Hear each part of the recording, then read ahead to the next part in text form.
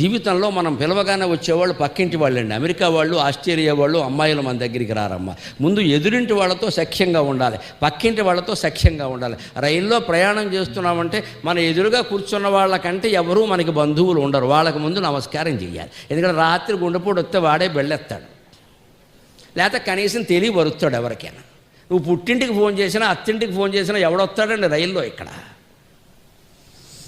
అంచేది ఎదుటి వాళ్ళు మనం ఏమంటాం, అక్కడ వాళ్ళని చూస్తే అసలు మాట్లాడబుద్ధి కాదు, వాళ్ళ క్యాస్ట్ వేరే. ఎంత గొడవో మన దేశంలో, క్యాస్ట్ వేరే. అసలు ఆంధ్రదేశంలో ఇదో జబ్బు, ఇది కులం అనేది భయంకరమైన జబ్బు అండి.